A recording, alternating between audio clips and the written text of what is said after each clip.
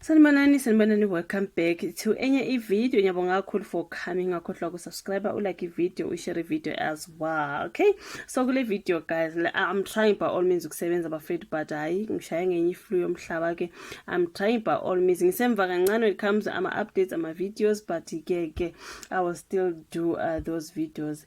So ngizothanda ukukhuluma ke ngendodana ka RCA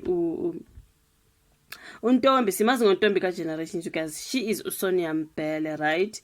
Kunendodana yakhe yavela before yatrenda kuthiwa ke i-girlfriend yakhe im-accuse for i-RAPE, if you understand YouTube community guidelines, right?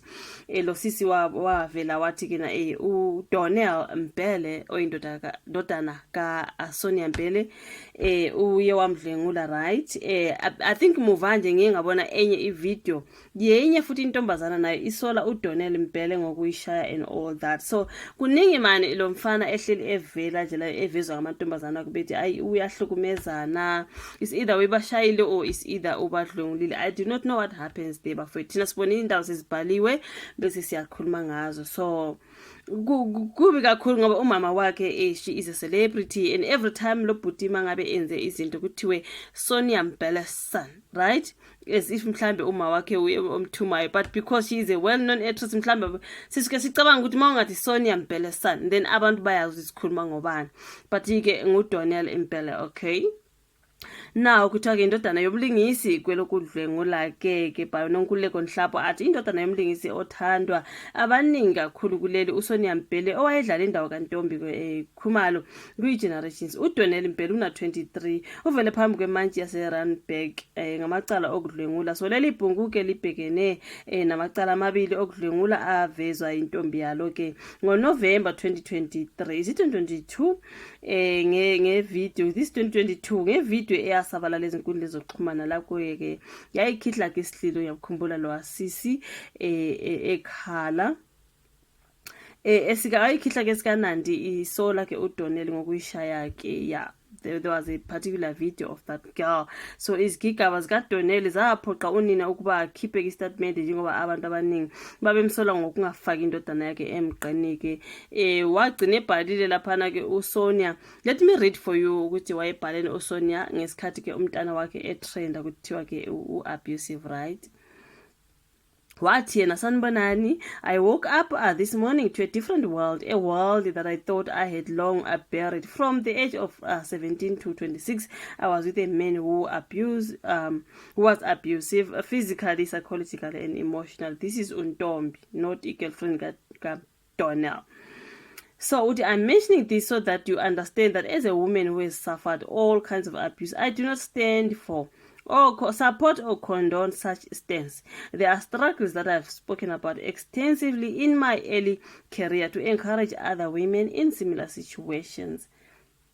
I not only welcomed Uriokedizwe Emakete into my home, but I treated her as a daughter-in-law and worked with her in support of her career in the entertainment industry. And right now, I would like to reassure her that she is still my love and full support. She still has my love and full support. Ntombi eshoke umakoti wakhe, right, lobe accuser uDonnell. As a mother, I wish she had come to me to inform me on what was going on, because finding out on social media broke my heart. I've always been there. I've always been supportive. Usho noma uDonnell inkinga ke uSonia Mbele ubeloke emese kumakoti wakhe, but ke lezi zindaba ke wasithola naye ka social media lokho akakuthandanga, right?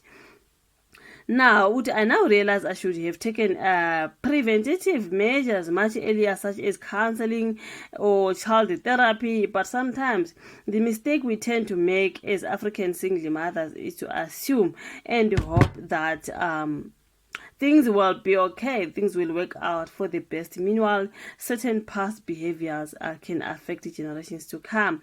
With that said, Donnell will face his demons and take accountability for his actions and let the law take its course. I refuse to raise a man like his father. Rehab therapy and internal healing will prevail. Thank you, South Africa. That was uSonia Mbele ngaleso sikhathi ethi kuzofanele uDonnell Mbele ke athole isupport angazi aye something ko rehab or ku therapy angafani noyise njengoba echaza ukuthi yenaki she's been through that, so wife thandile ukuthi kube umakoti uze through yena amtshele that ukuthi yonke lento ayiboneki ka social media njengoba kwenzeka.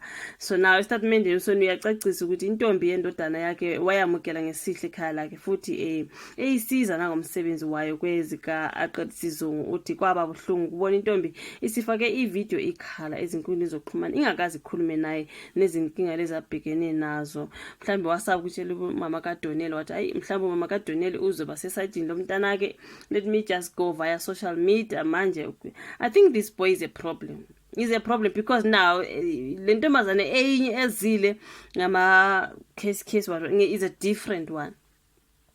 Lo wathi I think lo wathi ubemshaya ntontoni ukhona lo I think ukuthi umdlongilile lo munye like kuningi ngoDonel bafethu angazi why engamameli why engezwa futhi nje Nkosi yami uze afane noma wakhe mangimbuka nje uDonel ufana noSonia Nkosi yami. You know what, being a single mother ukhulisa abantu bakho kanzima and then they tend to be abusers. Like I don't like it, honestly speaking. I'm so sorry ukuthi uSonia Mpele have to go through this. He's a teenager now, he's 23, he's grown, but ngathi akekho good when it comes to ladies. Yes, Sonia is talking about her not wanting him to be like his father, you know what I mean? So no man, yonke intombi anayo man kumele nje kube khona istory esithile esiphuma on social media ukuthi uDonel senza ukuthi hayi akunikeze umama wakhe ibreak nabantwana babantu nje when it comes to ingane zabantu uDonel he doesn't look like a good boy at all. So I think ube secourt ngibone ithombe zakhe nje engathi usecourt. You know what, kuningi ngawe boy, just behave yourself, finish and clear, behave yourself. How nangu yanje uhleli lapha ecourt. What is that? Are those crutches? What nonsense is that? I think is he walking on crutches? Like what is happening? Hayi cha ngeke bafethu indaba ke zikaDonel Mpele bafethu ke evela ecourt because he's been accused of things intombi zakhe.